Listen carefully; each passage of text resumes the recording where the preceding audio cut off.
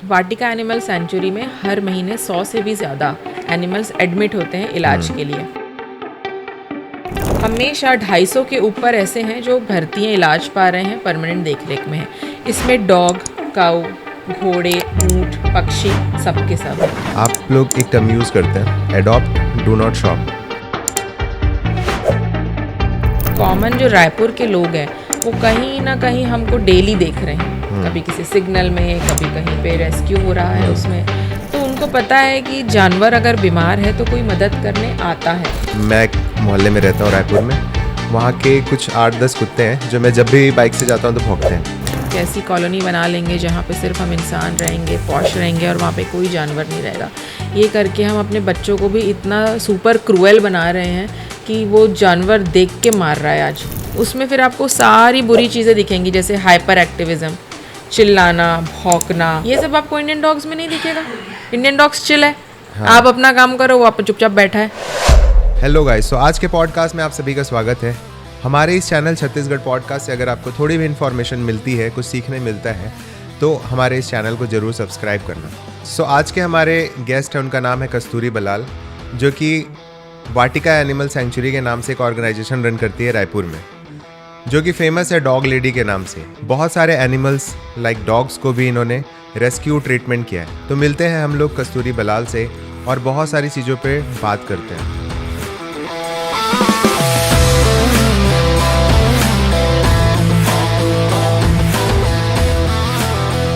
Thank you Kasturi जी हमारे podcast में आने के लिए। आज हम लोग बात करने वाले हैं डॉग्स के ऊपर। स्पेशली आपने पूरी लाइफ इन पे डेडिकेट कर दी है, तो सबसे पहले तो मैं ये जानना चाहूँगा और बताना चाहूँगा ऑडियंस को कि एनिमल शेल्टर क्या होता है। एनिमल शेल्टर एक ऐसी टेम्प्रेरी सुविधा होती है जहाँ पे इलाज के लिए किसी एक नीडी एनिमल को लाया जाता है। 2 से 3 पर्पस होते हैं उसके। या तो हम किसी बीमार घायल को लाते हैं, ठीक करते हैं, ट्रीटमेंट करते हैं, बर्थ कंट्रोल करते हैं। इतना ये 15 से 20 दिन के प्रोसेस के लिए एक रखने को उन्हें हमें सेफ जगह होती है, तो हम उसे एनिमल शेल्टर में रखते हैं। एनिमल शेल्टर को आप ऐसा समझ सकते हैं कि या तो वृद्धाश्रम या तो फिर अडॉप्शन सेंटर।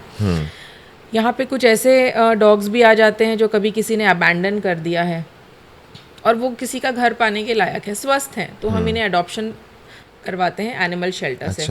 कुछ ऐसे भी एनिमल आते हैं जिनको परमानेंट डिसेबिलिटी हो जाती है, जैसे रोड एक्सीडेंट में स्पाइन टूट गई तो वो कभी चल नहीं पाएगा, वो रेंगता है, या फिर किसी की आंखें बाहर आ गई है, या ओल्ड एज के कारण ब्लाइंड हो गया है। तो कुछ ऐसी बीमारियां या ऐसी हेल्थ कंडीशन जिससे ठीक होने में शायद लंबा समय या जीवन भर लग जाएगा, तो उनके लिए ये केयर गिविंग सेंटर होता है। तो एनिमल शेल्टर एक वो जगह है जहाँ पे हम एनिमल जब ख़राब स्थिति में आता है उसके बाद में एक्शन लेने के लिए उस जगह का उपयोग करते हैं। ये वो जगह नहीं होती है जहाँ पे हम गौठान जैसे इधर उधर के जानवरों को लाके भर के रख के पाल रहे हैं। तो ये वो जगह होती है जहाँ पर उनका इलाज करने के लिए व्यवस्था की ज़रूरत है। ओके, तो हमारे रायपुर में ये कहाँ पे है? रायपुर में सिर्फ एक ही है जो कि हमारा है, जिसका नाम है वाटिका एनिमल सेंचुरी। इसका पर्पस है कि हम एक मेडिकल यूनिट है, हम केयर सेंटर है और हम डिसेबल्ड एनिमल्स के लिए एक परमानेंट होम है। हम एक हॉस्पिटल बना रहे हैं उसी जगह पे, जिससे हम ज़्यादा डॉग्स की नसबंदी कर सकें और उनकी गंभीर बीमारियां जो हमारे पास में आ रही है, जैसे कि कैंसर, ट्यूमर या फिर सर्जरीज, उसके पोस्ट ऑपरेटिव केयर के लिए उन्हें भर्ती करके ठीक कर पाएँ। अच्छा, तो ये जो केसेस हैं डॉग्स के, ये क्यों होते हैं? मतलब एक कॉमन तो हम लोग देखते हैं कि रोड में जा रहे हैं, बाइक ने उड़ा दिया, ये तो हम लोग देख रहे हैं मगर बाकी जो चीज़ें हैं वो कैसे हो रही है रायपुर में या फिर छत्तीसगढ़ में? ये तो देखिए, जो मैमल्स हैं उनको हर तरह की बीमारियां हो सकती है जैसे हमको होती हैं, क्योंकि इनकी कोई देखभाल करने वाला नहीं है। क्योंकि बेचारे ये सड़क में घूम रहे हैं तो इन्हें चोट लग जा रही है। अगर वो चोट लंबे समय तक है, ठीक नहीं हुई, वो बढ़ते बढ़ते कैंसर का रूप ले लेती है और घाव अगर ठीक नहीं हो पाते हैं तो गैंग्रीन उसमें बन जाता है और उस वजह से उनकी ये हालत हो जाती है, खुजली लग जाती है। तो बेसिक जो है फूड का जो अभाव है, खाने का अभाव लेके आती है डेफिशिएंसी शरीर में, डेफिशिएंसी के कारण हो जाती है बीमारियाँ। ओके, ये तो एक नेचुरल प्रोसेस हो गया। इसके अलावा जो मैंने देखा है कि मतलब ह्यूमन क्रूएलिटी या फिर ऐसे बहुत सारे रीजंस हो सकते हैं, तो इनके कारण क्या क्या चीज़ें होती हैं? देखिए, सबसे पहले तो कुत्तों की अगर हम बात करें, बाकी एनिमल्स की नहीं, कुत्तों का तो बहुत ही अच्छा मैनेजमेंट संविधान ने ऑलरेडी बनाया हुआ है, जिसको कहते हैं पशु जन्म नियंत्रण कानून, जो कि 2023 में अभी और उनका अमेंडमेंट भी हुआ है। ये पूरे देश भर में लागू है, जिसमें निर्देशित किया गया है हर एक जिला में नसबंदी के सेंटर्स बनाने का। रायपुर में है ये, बैरन बाज़ार में। तो यहाँ पे होता ये है कि कुत्तों को पकड़ा जाता है, उनकी नसबंदी की जाती है। अगर मेल है तो टेस्टिस निकाले जाते हैं, फीमेल है तो ओवरी और यूट्रस निकाला जाता है। बेसिकली जो प्रजनन करने के अंग है उन्हें हटा दिया जाता है। ये उनके लिए भी सेफ़ है, क्योंकि वो हर 3-3 महीना में बच्चा पैदा करते हैं, वो बच्चे मर जाते हैं, वो भी ट्रॉमेटाइज्ड हो जाते हैं। दूसरा ये होता है कि वो जब बार बार मेटिंग करते होते हैं तो उनको सबसे ज़्यादा कैंसर तभी बनता है, क्योंकि वो एक साथ कई डॉग्स के साथ मिल रहे, जैसे कि STDs होती, जो sexually transmitted disease, kind of इन कुत्तों में भी हो जाती है वो। फिर उसमें हर डॉग को ज़रूरी नहीं है इलाज मिल पाए, उनका भी लंबा इलाज, लंबी कीमोथेरेपी होता है। तो जहाँ तक की बात है कुत्तों की, तो इनका जो समाधान है वो है नसबंदी। दूसरा ये है कि क्योंकि देखिए मेरे और आपके घर के सामने अगर 2 या 3 डॉग होंगे तो हम उन्हें खाना वगैरह देके वहाँ सेट करेंगे। सडनली 25 आ जाएं तो मुझे भी तकलीफ होगी, एनिमल लवर होने के बावजूद। तो इनके मैनेजमेंट यही है कि हम उन्हें संख्या कम करके चलें। क्रुएलिटी उस कंडीशन में होती है जब पहली तो लोगों के ख़राब एक्सपीरियंस हो कि बचपन में मुझे कुत्ता काटा था, या मेरे बच्चे को कभी साइकिल में जा रहा था उसने भौंक दिया या दौड़ा दिया, तो वो रिवेंजफुल दोस्ती नहीं करते हैं या फिर उनके साथ में को एग्जिस्टेंस नहीं करना चाहते, तो वो उन्हें चाहते हैं कि इन्हें भगा दो, इन्हें कहीं दूर छोड़ दो, उन्हें दूर छोड़ दो। तो लेकिन हमारा जो संविधान है वो ये कहता है कि कुत्ता जहाँ पैदा हुआ है वो उसका अधिकार है, उसको वहीं रखना है, उसको हटा नहीं सकते। हम एक कुत्ते को यहाँ से हटा के कहीं दूसरी जगह अगर छोड़ देंगे तो वो दूसरी जगह पे के कुत्ते उसे एक्सेप्ट नहीं करेंगे, वहाँ पे केओस होगा, वहाँ पे न्यूसेंस होगा। तो बहुत ही साइंटिफिकली कुत्तों का मैनेजमेंट जो है वो उसके कानून देश भर में बने हुए हैं, और उन्हीं कानूनों के ही दायरे में उसके लिए एक्शन लेना है, चाहे उनका रेस्क्यू हो, ट्रीटमेंट, उनको स्टरलाइजेशन करना हो, या फिर मान लीजिए अगर डॉग बाइट हो रहा है किसी एरिया में, पर्टिकुलर डॉग बहुत बाइट कर रहा है, उसके भी मैनेज करने के गाइडलाइंस है कि हम उसे 10 डेज़ के लिए आइसोलेट करेंगे, उसका बिहेवियर स्टडी करेंगे, फूड मेडिसिन दे के रिलैक्स करेंगे। क्योंकि साइंटिफिकली ये बात है कि कुत्ता जबरन नहीं काटता, कुछ ना कुछ उसे ट्रिगर करता है। हो सकता है किसी दूसरे डॉग का प्रेजेंस, हो सकता है कोई एक व्यक्ति जो उसे बार बार डरा रहा हो सकता है कोई फीमेल हीट में हो जिससे कारण उसका टेस्टोस्टेरोन हाई हो रहा है, जिससे कारण वो परेशान हो रहा है, या फिर हो सकता है रेबीज़। तो हम ये 4 कारणों को तभी समझ पाते हैं जब हम उसे आइसोलेट करके ऑब्जर्व कर रहे हैं। हो सकता है मेरे साथ में वो बिल्कुल स्वभाव उसका सही रहता है, पर अपने गली मोहल्ले में जाके किसी एक पर्टिकुलर व्यक्ति को देख के वो घबरा जाता है और रिएक्ट करता है। तो फिर जब वो 10 दिन आइसोलेशन में रहता है तो कुछ मेडिसिन, कुछ अच्छे फूड से उसे ठीक करते हैं। अगर वो रेबीड हुआ तो वो समाज के लिए भी खतरा है और खुद जानवरों के लिए भी, तो उसकी नेचुरल डेथ हो जाती है आइसोलेशन में, विच इज़ गुड। और अगर वो नहीं रहता, अगर उसके बाकी हाव भाव सब सही हैं, तो वापस उसे उसी के ही एरिया में छोड़ना है, उसे अपन कहीं और नहीं छोड़ सकते, या कोई भी एनिमल शेल्टर उसे परमानेंट नहीं रख सकता, क्योंकि एनिमल होर्डिंग करना इज़ एब्सोल्युटली इलीगल। कि मैं चाहूँ कि मैं इन सब 20 कुत्तों को जीवन भर पालूँ, वो भी मैं नहीं कर सकती। अच्छा, अगर एक कॉमन मैन टर्म में बात करें, मैं मोहल्ले में रहता हूँ रायपुर में, वहाँ के कुछ 8-10 कुत्ते हैं जो मैं जब भी बाइक से जाता हूँ तो भौंकते हैं। तो मैं किन से हेल्प ले सकता हूँ, किन को कांटेक्ट कर सकता हूँ जिससे ये प्रॉब्लम सॉल्व हो जाए? सबसे पहले तो हमें खुद से हेल्प लेनी है कि अगर मुझे कुत्ता भौंक रहा है, मतलब सिंपल बात है, उसका कुछ पास्ट, उसकी मेमोरीज़ है, या तो उसने पपी को मरते देखा, या उसके फैमिली वाले किसी को हिट होते देखा, तो उसको बाइक वाले से या बाइक से प्रॉब्लम नहीं है। उसको आप सोचो, डॉग को साउंड से प्रॉब्लम है। बाइक आई, जूई जोर से आई और अचानक उसने कुत्ते की चिल्लाने की आवाज़ सुनी, ये उसकी मेमोरी में आ गया। हम उसको कैसे समझ रहे हैं कि मैं बाइक चलाता हूँ, डॉग भागता है। अब इसको समय लगता है ठीक होने में, तो उसका सबसे सिंपल है, जब भी कुत्ता दौड़ा रहा है थोड़ी सी गाड़ी स्लो कर लो, पुचकार दो, सीटी बजा दो, तो कुत्ता रुक जाएगा, आपको देखेगा और चला जाएगा। 99% केसेस में यही होता है ये। तो हमें हमारी गाड़ी स्लो कर लेनी है, यही एक सॉल्यूशन है। पर कोई एक आध ऐसा एनिमल है जो जिसकी बिल्कुल बाइटिंग टेंडेंसी है, जो कि इतने सालों से मैं हेल्पलाइन चला रही हूँ, मुझे नहीं दिखी है अभी तक। अगर ऐसा है तो आप नगर निगम को कॉल कर सकते हैं 1100 नंबर में, 1100। इसमें कुत्तों को 1 या 2 दिन के लिए आइसोलेट करते हैं और उनको देखते हैं, नसबंदी नहीं हुई कर देंगे, वैक्सीनेशन रेबीज़ का लगा के छोड़ देंगे। और यदि कुछ दूसरा इशू है, रेबीज़ है, तो फिर वो नेचुरली डेथ हो जाएगी।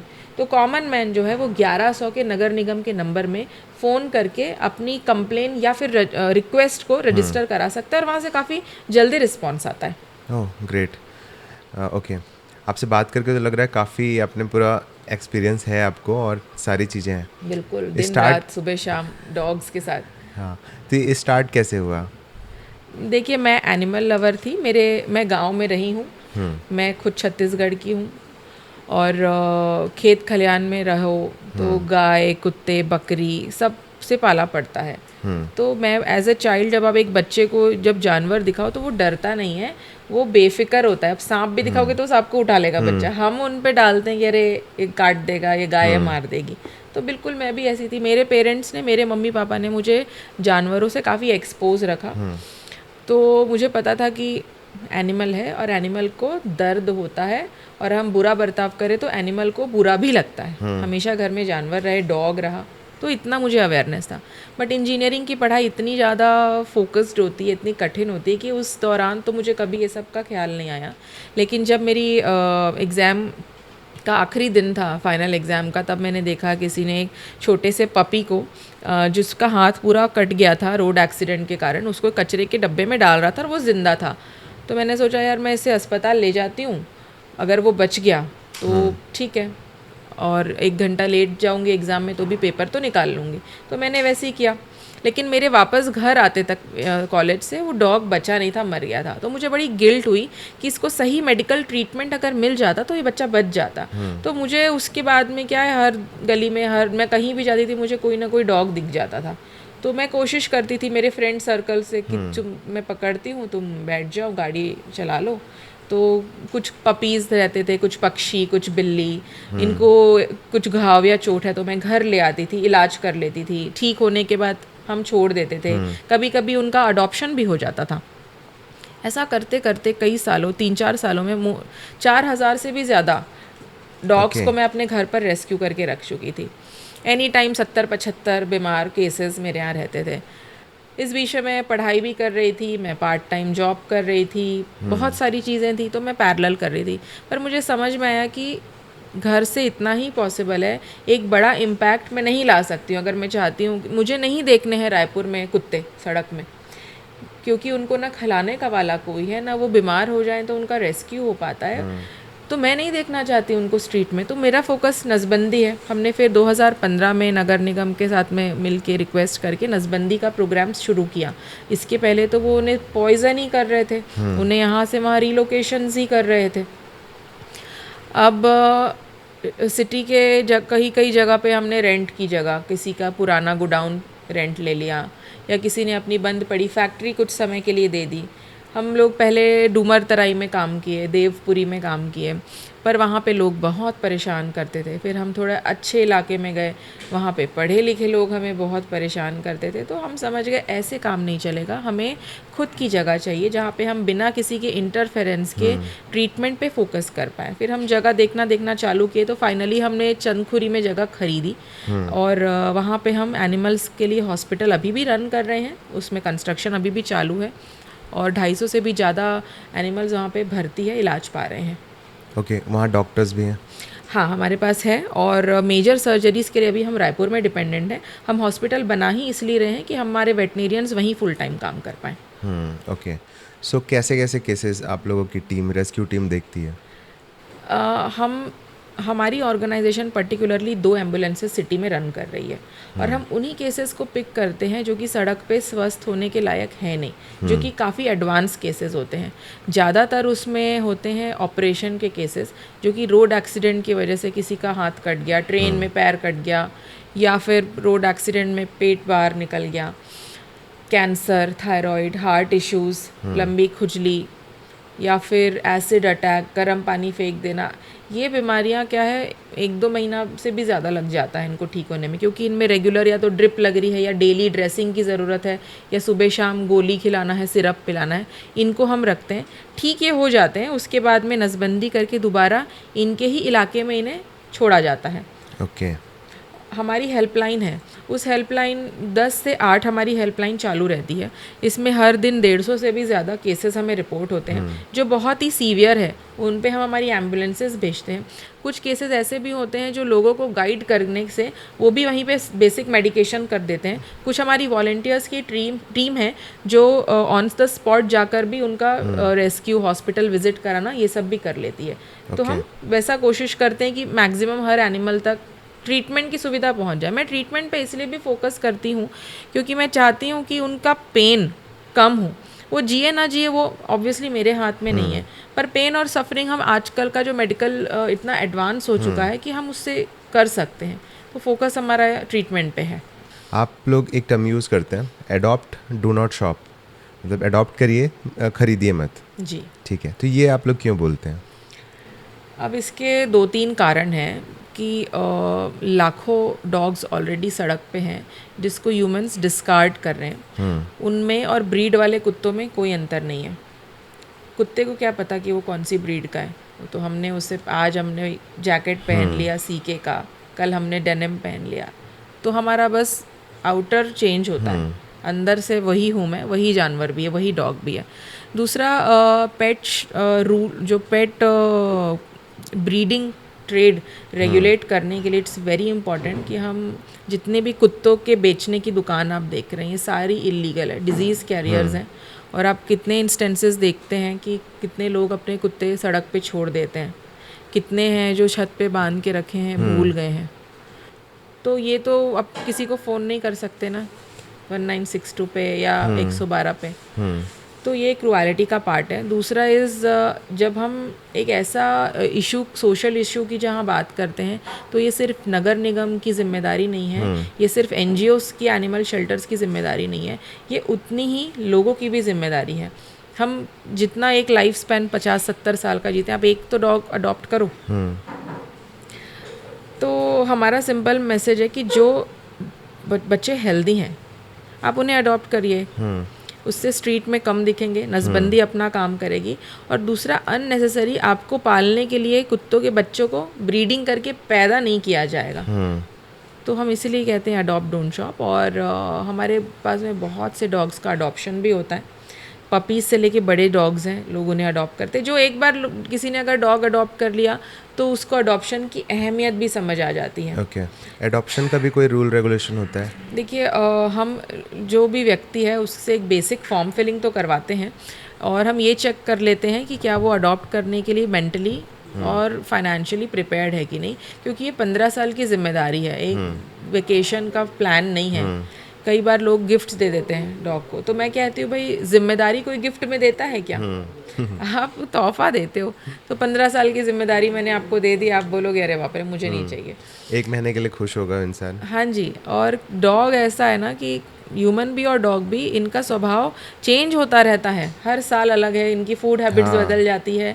तो मैं जो ये वर्क कर रही हूँ, भाई मेरे पास डॉग था, वो उसको मैं छोड़ के नहीं जा सकती थी अपनी जॉब करने दूसरे सिटी में, वो मेरे ऊपर इमोशनली डिपेंडेंट, मैं भी डिपेंडेंट। तो इस वजह से मेरे डॉग ने ये रास्ता बनाया कि भाई मैं रायपुर में ही रहूँ, जो करना है मैं रायपुर में करूँ। आज इस बात को 15 साल हो गए, मेरा डॉग अभी 16 साल का है, वो अभी तक जी रहा है। तो मुझे लगता है कि ये चीज़ मैंने मेरे डॉग के लिए की है। तो जो लोग ले आते हैं वो रिस्पॉन्सिबिलिटी समझ नहीं पाते हैं, मैक्सिमम लोग। उनसे कुत्ता जल्दी भी मर जाता है केयरलेसनेस के कारण, बीमारी के कारण। और यदि उसमें फिर आपको सारी बुरी चीज़ें दिखेंगी, जैसे हाइपर एक्टिविज़म, चिल्लाना, भौंकना, और खुला छोड़े तो काट ले वगैरह, ये सब आपको इंडियन डॉग्स में नहीं दिखेगा। इंडियन डॉग्स चिल है, आप अपना काम करो, वो आप चुपचाप बैठा है। ओके, जैसे कुछ होते हैं, जैसे जर्मन शेफर्ड होता है, तो ये ऐसा मतलब होता है कि ये बहुत एग्रेसिव होते हैं? नहीं, कोई भी डॉग एग्रेसिव नहीं होता। मैं वही बता रही हूँ, डॉग की एग्रेसिव होने की टेंडेंसी ही नहीं है। आज जैसे कि मेरा माइंडसेट है, मैं अगर एक स्ट्रॉन्ग माइंडसेट की पर्सन हूँ तो मेरा डॉग भी बिल्कुल वैसी बनेगा। जैसे मैं जैसी मदर हूँ, मेरा बच्चा भी वैसे ही बनेगा। अगर मैं फ़न लविंग, एडवेंचर सीकिंग हूँ तो मेरा डॉग भी वैसे ही बनेगा। तो हम जो होते हैं, हमारा डॉग वही रिफ्लेक्ट करता रहता है। अगर आप उसे बिल्कुल अच्छे से नहीं पालोगे, उसकी इमोशनल नीड्स का ध्यान नहीं दोगे, उसे एक्सरसाइज नहीं कराओगे, तो वो अपना फ्रस्ट्रेशन दिखाएगा सामान चबा के, अननोन लोगों को भौंक के और रिएक्ट करके। हर एक बात में दूध वाला आ रहा है, चिल्ला रहा है, भौंक रहा है, फिर हमको लगता है यार हमारा ब्रीड ही ख़राब है, तो हम दे देते हैं दोष, अरे रॉटवेलर अच्छा नहीं है, जर्मन शेफर्ड अच्छा नहीं है, लैब्राडोर अच्छा है। अगर जैसे मैं किसी मोहल्ले में रहता हूँ और मैं देख रहा हूँ कि किसी एक बंदे ने अपने कुत्ते को छत पे छोड़ रखा है 1 हफ्ते 10 दिन के लिए, या तो बंद करके चला गया है, तो इसके लिए क्या कर सकता है इंसान? मतलब क्या लॉ है इसके लिए? देखिए, जानवरों के सुरक्षा के बहुत अच्छे कानून बने हुए हैं। अब इसके भी पहले जाते हैं सुरक्षा किन से, जानवरों को किससे सुरक्षा चाहिए? इंसानों से चाहिए। इसीलिए एनिमल प्रोटेक्शन लॉज बने हुए हैं। इसमें बहुत ही बेसिक लेवल से जानवरों के प्रति क्रुएलिटी को डिफ़ाइन किया गया है कि लात मारा, पत्थर मारा, ये भी चीज़ गैर कानूनी है। और इसमें काम आती है पुलिस को के पास में जाना होता है कंप्लेन, जैसे हम बाकी कोई भी निजी मामले में कंप्लेन देते हैं वैसे ही कई जगह पे पुलिस अवेयर होती है, सेंसिटिव होती है, और कई जगह पे नहीं भी होती है, तो उन्हें थोड़ा सा बताना पड़ता है कि सर ये कानून है, आप एक बार चेक कर लीजिए, थोड़ा सा परसुएट करने में वो आते हैं। अब इसके बाद यह कि मान लीजिए जैसे अगर आप टिपिकल केस बता रहे हैं जिसमें कुत्ता छत पे बंधा हुआ है, पहले हम ओनर से बात करते, काउंसिल करते हैं कि क्यों आप ऐसा रख रहे हो। बोलेगा अरे मैं घर पे रहता नहीं हूँ, वो हल्ला करता है तो मैंने बांधा है। तो ये आता है पेट की केयरलेसनेस में। तो हम उसे पूछते हैं कि तुमको अपना डॉग किसी को देना है, अडॉप्ट करना है। अगर वो उसके इच्छुक नहीं है तो फिर हम उन पे लीगल एक्शन लेके फिर उससे एनिमल लेते हैं कि वो इसकी केयर करने के लायक नहीं बचा है, उसकी देखभाल नहीं कर रहा है। तो प्रोसेसेस सारे होते हैं। एक एनिमल को ऐसी जगह पे निकालने के सारे प्रोसेस हैं जहाँ पे वो ओनर की वजह से क्रूएल सिचुएशन में है, चाहे वो छत पे बांध रहा है या दिन भर चेन से बांध के रखा है, एक्सरसाइज नहीं करवाता है, तो इसमें पुलिस का काम होता है। अब कई बार ऐसा होता है कि वो जानवर बड़ा सा बीमार है, कई लोग ऐसे होते हैं जो बिल्कुल केयर नेग्लेक्ट कर देते हैं, तो उस केस में एनिमल शेल्टर्स की हेल्प ली जाती है। एनिमल शेल्टर उसको जब तक रखते हैं जब तक उसका इलाज चल रहा है और जब तक कोई दूसरा अच्छा केयर गिवर या कोई अच्छा घर नहीं मिल जाता, तो एनिमल शेल्टर तब तक एक टेम्प्रेरी होम बन जाता है। कई शहरों में सरकारी एनिमल शेल्टर्स भी होते हैं, फिर काफ़ी उसमें टीम एंड डेडिकेशन लगती है, और किसी शहर में तो ना सरकारी है और ना ही प्राइवेट, जैसे छत्तीसगढ़ में भी सिर्फ यहाँ है, रायपुर में, बाकी जगह नहीं है। तो इसका कोई पनिशमेंट भी होता है? जी, इसका पनिशमेंट है, इसकी भी पनिशमेंट डिफाइन की हुई है, अलग अलग है, फाइन्स भी हैं, पनिशमेंट भी है। ओके। और इस पे लीगल गैप्स क्या हैं? लाइक गवर्नमेंट को मतलब अवेयरनेस और इन सारी चीज़ों पे लीगल गैप एक्चुअली है, जो पेनाल्टी की जो फाइन का अमाउंट है वो अभी कम है, क्योंकि ये 1960 के बने कानून है। उस समय जो फाइन था वो उस समय की मनी वैल्यू के हिसाब से डिसेंट था, इन्फ्लेशन ऐड नहीं किया एग्जैक्टली। तो अभी हम जो और दूसरी ऑर्गेनाइजेशन है जैसे पीटा इंडिया है या पीपल फॉर एनिमल्स, इन लोग इसे पार्लियामेंट में बहुत समय से मुद्दे को उठा रहे हैं, और हम बस वेट ही कर रहे हैं अब प्रधानमंत्री जी का इस पे ध्यान देने के लिए। ओके, ठीक है। अगर कोई अडॉप्ट करता है डॉग को, तो आप उसको क्या एडवाइस देना चाहोगे? हम पहले हाउस चेक कर लेते हैं, हम देखते हैं कि घर के सारे सदस्य अडॉप्ट करें, ऐसा नहीं कि एक एनिमल लवर है और वो करें, क्योंकि डॉग की जिम्मेदारी घर में हर किसी की होती, चाहे वो खरीद के लाए या अडॉप्ट करें। जैसे मम्मी की जिम्मेदारी होती है उसके लिए खाने की अरेंजमेंट करना, घर में बच्चों की होती है उसे वॉक पे ले जाना, हॉस्पिटल ले जाना, पापा की जिम्मेदारी है उसे फाइनेंस में करना, दादी है अगर घर में तो उसकी भी जिम्मेदारी है कि वो उसके साथ समय बिताए। तो घर के 5 लोग यदि हैं तो पाँचों का इन्वॉल्वमेंट और पाँचों के साथ में उसका रिलेशनशिप ज़रूरी है। अगर घर में कोई बीमार रह रहा है कॉन्स्टेंटली तो हम उन्हें नहीं देते, या फिर कोई ऐसा है कि अरे मैं अभी जॉब में जाने वाला हूँ 2 साल बाद, तो हम उन्हें नहीं देते। तो ये बेसिक हम पूछ लेते हैं सिचुएशंस। और दूसरा यही होता है कि आप एक्सेप्ट करो, प्यार करो, और हर एक फेज़ में लाइफ के डॉग को रहो। जैसे आपकी खुद की भी शादी होगी तो आप प्लान करो 15 साल, आप कहीं मान लो शिफ्ट हो रहे हो दूसरे सिटी में, डॉग को लेकर जाओ, तो हम ये कहते हैं। तो आप लोगों का ये जो शेल्टर है और रेस्क्यू टीम है, ये इसको फाइनेंस कैसे होता है, कैसे वर्क करता है ये? शुरुआत में देखिए हम खुद जॉब करते थे, हमारे पेरेंट्स भी हम पे ट्रस्ट करते थे, तो हम घर से सारा पैसा लेके काम कर लेते थे। धीरे धीरे हमारी जब एनिमल्स की संख्या बढ़ने लग गई, टीम बढ़ने लग गई, फिर हमने फंड रेजिंग स्टार्ट की। हम क्राउड फंडिंग से हेल्प लेते हैं और इंडिविजुअल डोनर्स से। कुछ लोग मेडिसिन से हेल्प करते हैं, कुछ फूड, कुछ कैश से, जिससे हम स्टाफ सैलरी वगैरह पे कर पाते हैं। हम CSR रजिस्टर्ड हैं, 12A ATG रजिस्टर्ड हैं। अगर कोई टैक्स एग्जेम्पशन चाहता है तो हमारी ऑर्गेनाइजेशन से ले सकता है। बेसिकली हम लोगों से इसलिए हेल्प लेते हैं क्योंकि एक सोशल प्रॉब्लम है। आप भी आपके सारे रेफरेंसेस बता रहे हो कि आपने भी ये देखा हुआ है, और कहीं ना कहीं जब हम देखते हैं कि कोई इतना हेल्प कर रहा है तो थोड़ी हेल्प वो भी कर लेते हैं, उससे उनको भी अच्छा लगता है। और जब हम एनिमल को स्वस्थ करके उनके पास लाते हैं दोबारा, तो उनको ज़्यादा कन्विक्शन आता है कि अब जितने भी समय कम से कम खाना पीना देके तो मैं इसे रख ही सकता हूँ। डोनेट अगर जैसे मैं करना चाहूँ तो कैसे, क्या मीडियम है? हमारी वेबसाइट के थ्रू आप कर सकते हैं डोनेशंस, सारा कुछ ऑनलाइन है। ओके। और जो डोनेट नहीं कर पाते हैं, जैसे स्टूडेंट हो गए या फिर ओल्ड पीपल हो गए, वो क्या हेल्प कर सकते हैं आपके ऑर्गेनाइजेशन को? हम कहते हैं कि आप एनिमल्स की हेल्प करिए, भले आप हमारी ऑर्गेनाइजेशन की ना भी करें। कैसे करें? आप उन्हें खाना दे दें। अगर वो बैठने आपके घर के बाहर है, भगाइए मत, आप पानी रख दीजिए। जितना आपके दायरे में है आप उतना कर लीजिए। ओके। अब हम इसमें लोकल कम्युनिटीज़ या फिर लोकल पीपल को कैसे अवेयर कर सकते हैं? कैसे इनको मतलब इंडिविजुअल लेवल पे हम इनको क्या बोला जाए, एजुकेट कर सकते हैं? इतने सालों में जैसे हम लोकल ऑर्गेनाइजेशन है, यहाँ पे हमारे 2 एम्बुलेंसेस भी चल रही है, तो कॉमन जो रायपुर के लोग हैं वो कहीं ना कहीं हमको डेली देख रहे हैं। कभी किसी सिग्नल में, कभी कहीं पे रेस्क्यू हो रहा है उसमें, तो उनको पता है कि जानवर अगर बीमार है तो कोई मदद करने आता है। अदरवाइज़ पहले होता अरे बेचारा, या तो भगा दो इसे या फिर कचरे में फेंक दो, ये मानसिकता होती थी। पर अब जब कोई आ रहा है तो जानवर की भी इक्वली इज्जत बढ़ रही है कि इनको मदद मिल सकती है।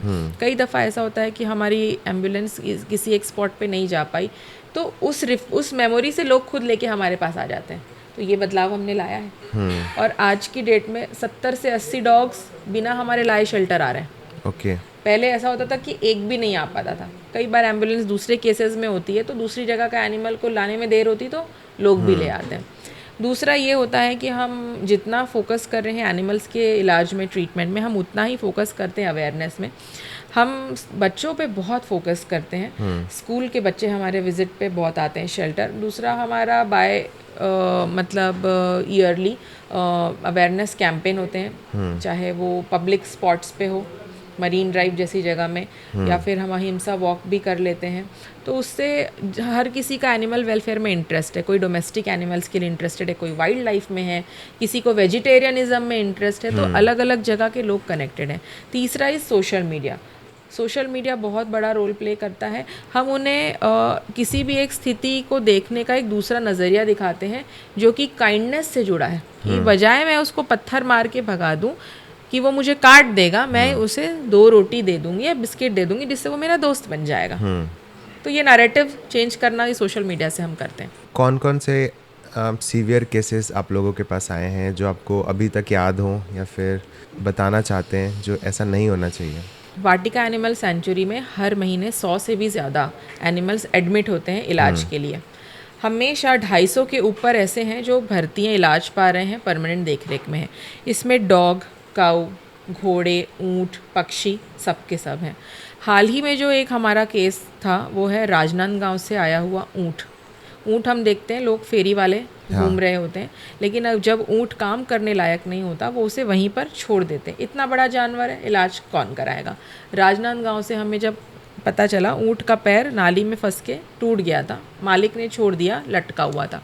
हमने उसे बड़ी मुश्किल से शेल्टर बुलाया, इतने बड़े ऊँट को, और छत्तीसगढ़ का पहला ऊँट का एम्पुटेशन सर्जरी वहाँ पे किया।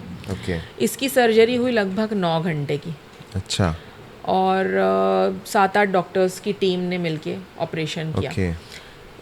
अब वो ऊँट है, छोटा मोटा एनिमल नहीं है। उसकी ड्रेसिंग हमने लगभग 3.5-4 महीना की। वो एक बार की ड्रेसिंग 3 घंटा लेता था।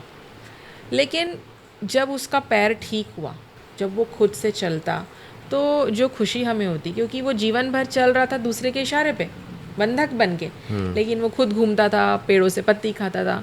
फिर एक टाइम के बाद में बुढ़ापे के कारण नेचुरल रीज़न से उसकी डेथ हो गई।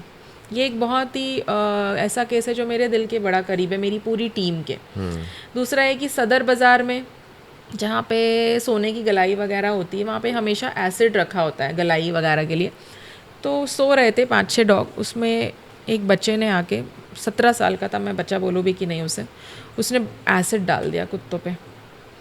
कोई रीज़न नहीं है, बस डाल दिया। फिर हमें किसी ने बताया, तो जब हम रेस्क्यू करने गए ना, तो किसी कुत्ते के फेस पे एसिड लगा गया था, तो वैसे दीवार से चिपक के ऐसा लेटा हुआ था।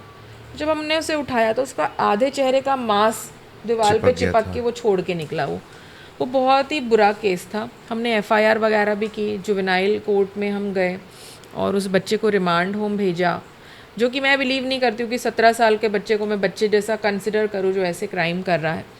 देन वो डॉग्स 2-2.5 साल हमारे यहाँ पे ट्रीटमेंट उनका पूरा हुआ। Acid attack 3rd degree burn, उसमें से एक डॉग की डेथ हो गई, 3 डॉग स्वस्थ होकर रिलीज़ हो गए। 2 डॉग अभी भी मेरे यहाँ शेल्टर पे हैं। डेजी नाम है एक का, सोफिया। वो आप कभी शेल्टर आए तो आपको अलग ही दिख जाएगा उनका एसिड से, but they are so sweet. जब हम उन्हें उठा भी रहे थे ना, तो वो पूंछ हिला रहे थे। उनके ऊपर इतना बुरा व्यवहार किया किसी ह्यूमन ने, इंसान ने, लेकिन उसके भी बाद उनके अंदर से, कुत्ते के अंदर से इंसानियत ख़त्म नहीं हुई थी। वो किसी को ना काटे ना रिएक्ट करे, पूंछ हिला के हमारे साथ ट्रीटमेंट कराया उसने। ओके तो ये एक मेरे दिल के बहुत करीब है। इसके अलावा हर दिन जो कुत्ते हमारे पास में आ रहे हैं, वो सिर्फ़ और सिर्फ लोगों के कारण प्रताड़ित किए हुए हैं। किसी ने जानबूझ के हिट कर दिया, पपीज़ हैं, कुचल दिया, डंडा मार दिया जिससे पीठ टूट गई या सर फूट गया। कुछ बीमारी के कारण आते हैं, जैसे कैंसर है, अब वो बेचारा क्या इलाज खुद करेगा, तो वो तड़प रहा है। तो ऐसे केसेस आते रहते हैं। ओके और एक बता रहे थे आप बैल का मोड़ दिया था कुछ। ये भिलाई में एक हमारे पास में वीडियो आया था, एक आदमी CCTV में दिख रहा था, हाथ लगा रहा था कुत्ते को, छोटे से बछड़े को। बछड़ा भी रिलैक्स, क्योंकि हाथ लगा रहा है गले वगैरह में। सडनली उसने उसकी मुंडी मरोड़ दी और वो वहीं पे तड़प के गिर गया, कोई कारण नहीं था।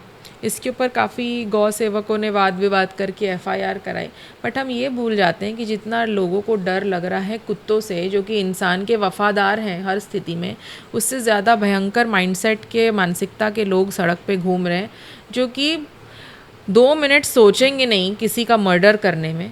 और हमें तो दिख ही रहे हैं छत्तीसगढ़ में ऐसे केसेस, वो 2 मिनट दूसरी बार भी नहीं सोचेंगे। आपको बिलासपुर का वो केस याद है क्या, जिसमें एक गाड़ी वाले ने एक बछड़े के ऊपर गाड़ी चढ़ाई, रिवर्स मार के फिर से गाड़ी चढ़ाई, उसका कोई कारण नहीं था, वो बछड़ा किसी को क्या नुकसान कर रहा है। तो ये जो लोग हैं, जो साइको ही कहूँगी मैं इनको, या मेंटली स्टेबल नहीं, ये तो हमारे बीच में घूम ही रहे हैं। तो क्या गवर्नमेंट इनके अगेंस्ट मतलब कोई ऐसा हार्ड पनिशमेंट या फिर ऐसा कुछ लेती है? बिकॉज ये आज अगर एनिमल पे कर रहे हैं तो कल ह्यूमन पे भी कर सकते हैं। देखिए, जस्टिस पाने का जो तरीका है ना, वो स्लो है, थोड़ा सा डिले होता है। हम निर्भया का भी केस देखें, कितना साल लग गया। और जब तक मासेस जो हैं, जो पब्लिक नहीं चाहती कि तुरंत इस पे एक्शन हो, जो कि याकूब के केस में था कि काफ़ी जल्दी उसका डिसीजन हुआ, जब तक भीड़ नहीं आती सड़क पे, तब तक मुश्किल दिखती है हमें। लेकिन हमें भारत के संविधान पे भरोसा है। यहाँ पे जो हमारा अहिंसा परमो धर्म की जो सोच है हमारी, उसके कारण कुछ जो चीज़ें बची हुई हैं। अदरवाइज़ आप विदेशों में जाएंगे तो जानवर तो आपको दिखेंगे नहीं, सब खा गए हैं वो। कुत्ता और बिल्ली भी तो नहीं छोड़ते, तो उस हिसाब से हम उन्हें जीने दे ही रहे हैं। तो भारत का संविधान में कहीं ना कहीं पेनाल्टीज़ को लेके कमियां हो सकती है, जो कि हम उम्मीद करते हैं कि बढ़ जानी चाहिए। यूजुअली मैं यहाँ से रायपुर से बिलासपुर जाता हूँ हाईवे पे, तो ठंड के टाइम पे 10 से 12 पपीज़ कटे हुए पड़े दिखते हैं। तो बेसिक स्टेप्स क्या होना चाहिए कि गांव वाले हों या फिर शहर वाले हों? बेसिक स्टेप 2001 में ही ले लिया गया है। 2001 में पशु के जन्म नियंत्रण कानून बन चुके हैं, जिसमें पूरे देश को निर्देशित किया है कि अपने अपने ज़िले में आप नसबंदी का प्रोग्राम चालू करिए। देखिए, रायपुर में 2016 में चालू हुआ। 2001 से 2016 में लाखों कुत्ते पैदा हो गए, लाखों मर भी गए। तो 16 साल के गैप को हम लोग अभी 2-3 साल में कोशिश कर रहे हैं, पर कुछ अचीव नहीं कर पाए। नसबंदी ही एकमात्र तरीका है कुत्ते के लिए कि उनकी संख्या कम हो। और डेफिनेटली जानवर अपने आप को प्रजनन करने से नहीं रोक सकता है, वो होंगे और वो ऐसे ही उनकी मृत्यु होगी सड़क पे आके या फिर बीमारी से। तो नगर निगम जहाँ पे इसको नहीं ले रही है, वो बहुत बड़ा न्यूसेंस क्रिएट कर रही है। ऑब्वियसली कुत्ते की संख्या ज़्यादा है, कुत्तों को भी तकलीफ़ है और लोगों को तो है ही है तकलीफ़। दूसरा है रेबीज़। हम पूरी स्थिति बना के रखें कि हमारे यहाँ पे रेबीज़ आउटब्रेक हो। रायपुर में तो हम लोग रेबीज़ के हर डॉग को रेस्क्यू कर रहे हैं, पर हम रायपुर में तो हम कर रहे हैं, अभी बिलासपुर अंबिकापुर में कौन करेगा? तो अगर इनसे मुझे रेबीज़ ना हो, एज अ इंसान नहीं हो मुझे, लेकिन कुत्ते में तो रेबीज़ एक से दूसरे को ही फैल रहा है ना, और इसका तो कोई इलाज भी नहीं है। तो नसबंदी जो है वो बहुत ही सिंपल होती है, बेसिक। जैसा आप टेंडर निकालते हैं वैसा निकालते हैं। आप अपने जगह पर एक सेटअप के लिए एक बिल्डिंग दे देते हैं, एनजीओज़ को या फिर एजेंसी को आप ठेका दीजिए, वो नसबंदी के लिए कुत्ते उठाएंगी, करती चलेंगी। रायपुर में ज़रूरत है हर दिन 50 से 60 कुत्ते की नसबंदी होने में, लेकिन सैडली सिर्फ 10 से 12 हो रही है। तो जितने हमारा नसबंदी नहीं हो रही, उससे 3 गुना पैदाइश हो जा रही है। तो अभी हम लोग उस बैलेंस को मीटअप नहीं कर पा रहे हैं, पर किसी किसी जगह पे पूरी की पूरी नसबंदी हो चुकी है। जैसे कि WRS कॉलोनी में आपको 99% कुत्तों के कान कटे मिलेंगे, पर यही अगर मैं गुंडवारा तरफ जाऊंगी तो वहाँ पे फिर भी कुछ फीमेल डॉग है जो प्रेग्नेंट होगी या बच्चे दे देगी। तो अब क्या है, आम जनता पे डिपेंड करता है कि आम जनता ये संकल्प ले कि मेरे को कुत्ता नहीं चाहिए। जैसे मैं नहीं चाहती कुत्ता रहे, तो मैं 1100 में फ़ोन कर करके बताते रहूँगी कि फ़ला नंबर के वार्ड में, फ़ला नंबर की गली में 5 कुत्ते हैं, आप इनकी नसबंदी के लिए ले जाओ। वो आके उठा के ले जाते हैं और नसबंदी करके 2 दिन बाद छोड़ते हैं। तो इससे मैंने अपना भी समाधान किया और कहीं ना कहीं मैंने पशुओं की मदद भी कर दी। और पर्सनल लेवल पे क्या कर सकते हैं हम? खाना खिलाना सबसे इम्पॉर्टेंट है, बहुत ज़रूरी, क्योंकि खाली पेट कुछ वेलफेयर नहीं होता। आज अगर मैं सुबह का नाश्ता भी स्किप कर दूं तो मुझे तबीयत भी ठीक नहीं लगेगी और मेरा मूड दिन भर ख़राब रहेगा। तो ये जानवर तो 10-10, 20-20 दिन भूखे रह रहे हैं। तो खाना हम बहुत बेसिक है जो खिला सकते हैं। अब इसके अलावा और क्या करना, ये उनकी इंटरेस्ट पे भी डिपेंड करता है। ओके, सो लास्ट एक फाइनल मैसेज एनिमल वेलफेयर को लेके। एक मैसेज तो नहीं हो सकता एनिमल वेलफेयर को लेके, पर बहुत सिंपल है कि अपनाइए, भगाइए मत। और आप ये मत सोचिए कि हम एक ऐसी कॉलोनी बना लेंगे जहाँ पे सिर्फ हम इंसान रहेंगे, पॉश रहेंगे और वहाँ पे कोई जानवर नहीं रहेगा। ये करके हम अपने बच्चों को भी इतना सुपर क्रूएल बना रहे हैं कि वो जानवर देख के मार रहा है आज। पहले देख के बुलाता था, टच करता था, अभी देख के पत्थर उठा रहा है। तो ये माइंडसेट का शिफ्ट है। दूसरा ये कि जो व्यक्ति इन सब चीज़ों को अपना नहीं पा रहा है, वो बहुत जीवन में पीछे हो जाता है। उसमें बेसिक्स ही नहीं होते, उसमें काइंडनेस और कंपैशन नहीं होता। हम जो थेरेपीज़ लेते हैं, काउंसलर्स के पास जाते हैं, लाखों रुपए खर्चा करते हैं, उसका कोई मतलब अगर कोई पेट एनिमल को प्यार कर रहा है तो वो बहुत कम हो जाता है। वो मैं नहीं कहूँगी कि उसकी ज़रूरत नहीं पड़ती होगी किसी को, लेकिन जिन लोगों के पास में जानवर हैं वो बहुत ही सुलझे हुए और सॉर्टेड इंसान बनते हैं। इस पे बहुत सारी मूवीज़ भी आई हैं, बहुत सारी। कंपेनियनशिप बहुत इंपॉर्टेंट है। आजकल का तो ट्रेंड है यार, लोग शादी ना करके, बच्चे ना करके कुत्ते पाल लेते हैं, बिल्लियाँ रखते हैं और अपने आप को पेट पेरेंट बोलते हैं, बिकॉज वो कहीं ना कहीं हमको अंदर से इतना सेटिस्फाई करता है उनकी केयर करना या उनके साथ में वो रिलेशनशिप मेंटेन करना। तो बेसिकली हमारे देश में, हमारे भी शहर में जानवर ख़त्म नहीं होने वाले। इन्हें सड़क में रहने का संवैधानिक अधिकार है, हम इन्हें नहीं भगा सकते, इसीलिए इन्हें कम्युनिटी एनिमल्स का दर्जा दिया गया है। तो ये यहीं रहेंगे। अब आज अगर मैं आके बोल रही हूँ मुझे मेरे गेटेड सोसाइटी में कहीं कुत्ता नहीं चाहिए, तो वो पॉसिबल ही नहीं है, वो आप नहीं कर सकते। एनिमल वेलफेयर ऑर्गेनाइजेशंस हैं, वो आ जाएंगी, क्योंकि अगर एक एरिया में कुछ एनिमल हेटर्स है तो 2 एनिमल लवर्स भी हैं और हमें उनका भी पक्ष सुनना ही पड़ेगा। इसलिए मैं कहती हूँ कि खाना खिलाना बहुत बेसिक है। और ज़्यादातर क्योंकि हमारे अगल बगल क्या डॉग्स की पॉपुलेशन ज़्यादा है, तो उसमें तो बहुत ही सादा है ना, उसमें तो सब चीज़ का गाइडलाइन बना हुआ है कि उन्हें खाना देने का भी गाइडलाइन है सर, उनको खाना देने के डेडिकेटेड स्पॉट्स बनाने हैं, सब चीज़ है उसमें। अगर वो काट दे तो गाइडलाइन है, वो नहीं काटे उसके लिए क्या करना है, नसबंदी करना है, टीकाकरण करना है। और यदि कोई एनिमल के साथ क्रुएलिटी कर रहा है तो फिर उसको पुलिस के पास में जाके उनको या तो लीगल नोटिस के द्वारा समझाना है या फिर पूरा प्रोसीजर है।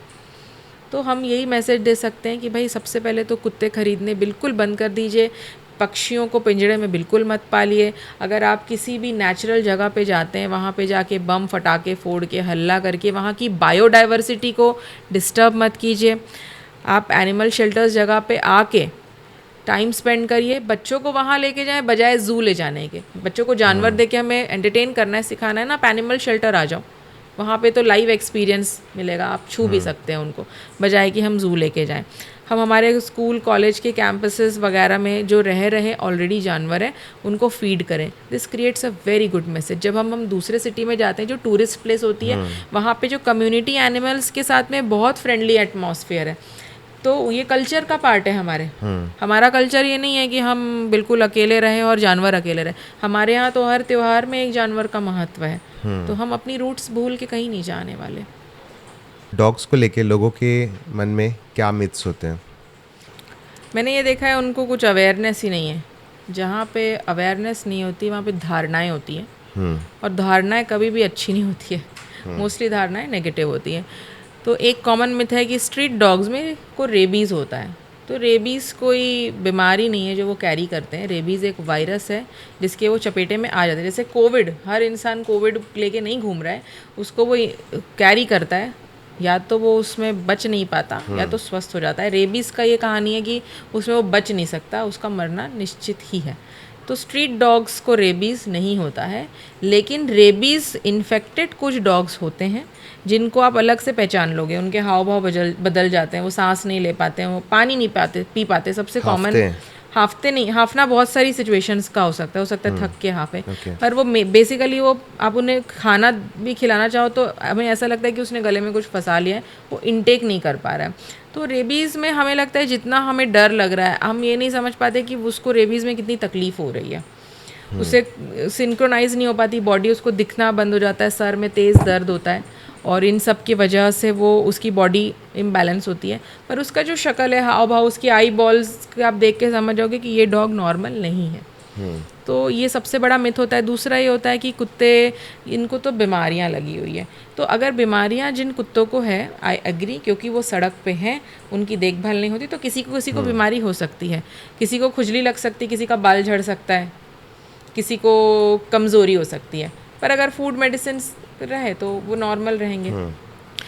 हमारे शेल्टर पे तो लोग दया खा के नहीं आते कि हम ऐसे बेचारे जानवरों को देख नहीं पाएंगे, उनकी तकलीफ़ नहीं सहन कर पाएंगे, जो कि हम सेम फील करते हैं कि यार मैं वृद्धाश्रम नहीं जा पाऊंगी, या मैं अनाथ के बच्चों के आश्रम में नहीं जा पाऊंगी। तो ये एक साइड ऑफ द स्टोरी है कि ऐसा होता है। और दूसरा एक ये भी है कि जब आप वहाँ जाते हैं तो वो इतना खुशी से मिलते हैं आपसे कि अरे कौन आ गए, कौन सेलिब्रिटी है, कौन वीवीआईपी पर्सन है, और वो देख के अगर आपको अच्छा लगता है तो आप ज़रूर आना चाहेंगे।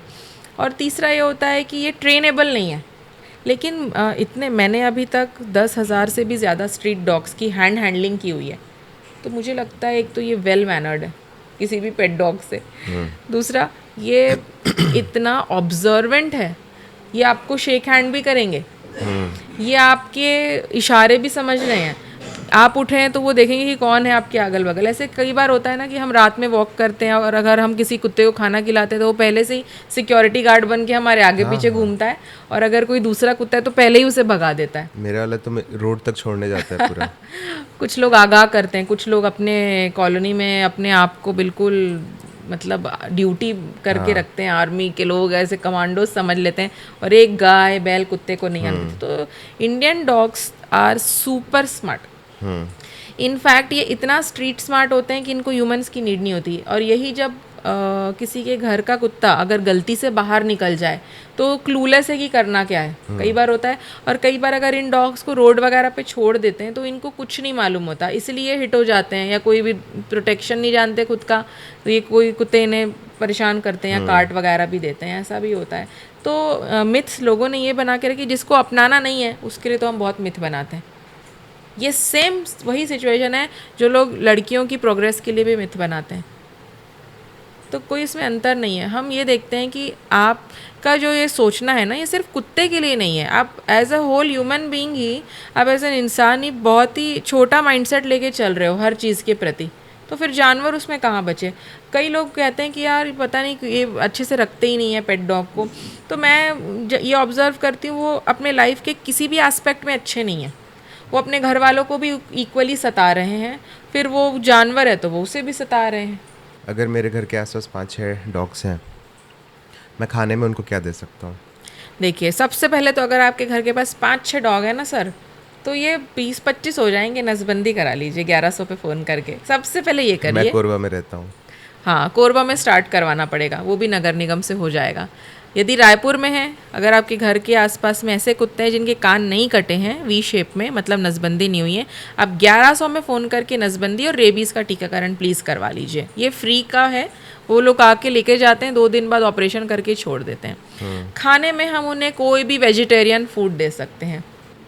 अगर हम चाहते हैं कि वो न्यूट्रिशन वाला फूड भी खाएं तो आप जैसे घी चावल दे सकते हैं, आप उन्हें रोटी दे सकते हैं। खुजली हो यदि तो रोटी अवॉइड करिए, दूध दे सकते हैं।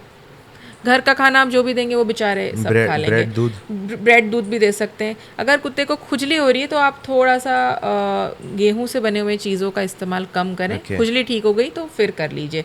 आप उन्हें थोड़ा खाने में कोकोनट ऑयल डाल दीजिए, आप घी डाल दीजिए, आपके घर का लेफ्ट ओवर है आप वो दे दीजिए। अगर इनके लिए पर्टिकुलरली कई लोग बनाते भी हैं एग राइस वगैरह, आप वो भी कर सकते हैं। हम लोग तो अपने यहाँ पे हमारा खाना बनता है, साथ में एक कुकर में इनके लिए खिचड़ी बन जाती है। और कई बार वो दाल की स्मेल से नहीं खाना चाहते तो हम अच्छे से घी डाल देते हैं। ठंडियों में दही डाल देते हैं। तो हम जो उन्हें खिलाने की आदत डालेंगे वो खाएंगे।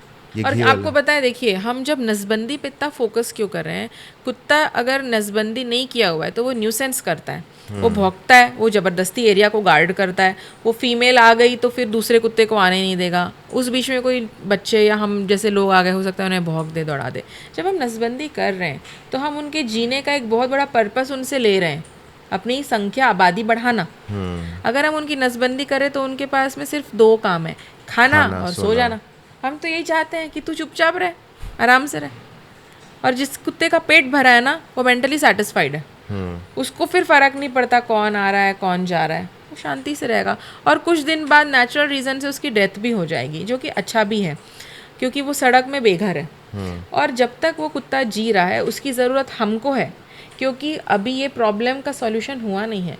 हम चाहते हैं ना कि हमारे पास में स्ट्रीट डॉग्स घुसे ना हमारे कॉलोनी में। तो जो कुत्ते का नसबंदी नहीं हुआ है, वैक्सीनेशन नहीं हुआ है, जिसको आप पहचानते नहीं है, हम स्ट्रीट डॉग उसको बोलते हैं, हम उसको स्ट्रे डॉग बोलते हैं क्योंकि वो अननोन है। जिस कुत्ते की हमने वैक्सीनेशन, नसबंदी और उसे हम फीडिंग कर रहे हैं, वो हमारे लिए हमारा कम्युनिटी पेट है। इसलिए बहुत बड़ा अंतर है। तो हम एक स्ट्रे डॉग को ये सब प्रोसीजर करके कम्युनिटी पेट बनाते हैं, जिससे हमारा और उसका कोएग्जिस्टेंस आसान हो जाता है। सो हमें थोड़ा सा मूव करना पड़ेगा पूरे छत्तीसगढ़ के पेट्स को। एंड देखिए हम तो यही कर रहे हैं, हम रायपुर में नसबंदी अभी कर रहे हैं। हमारा काम ही यही है कि हम स्ट्रीट से इनकी पॉपुलेशन को कम करें नसबंदी के थ्रू। ज़रूरी नहीं है हर जगह शेल्टर चल पाएँ, पर ये बहुत आसान है कि हर जगह नसबंदी हो जाए। Okay, so thank you Kasturi ji for coming in our podcast. आज जो बात हुई है, मतलब बिल्कुल भी अवेयरनेस नहीं था मुझे, और मतलब मोस्टली लोगों को भी नहीं होगा जी। तो thank you for coming. Thank you for inviting us. और मैं ये कहती हूँ कि जब आप जैसे लोग, हम जैसे लोगों को बुलाते हैं, हमारे पीछे लाखों जो एनिमल्स हैं उनकी वॉइस आप तक पहुँच पाती है और आगे भी जाएगी। बिल्कुल। और हमें वर्क भी करना है, बिकॉज ये जो रायपुर में हो रहा है ये पूरे छत्तीसगढ़ में होना चाहिए। या और ये हमारा शहर है, हमारा देश है, तो ये हमारी जिम्मेदारी है। ठीक है, थैंक यू सो मच।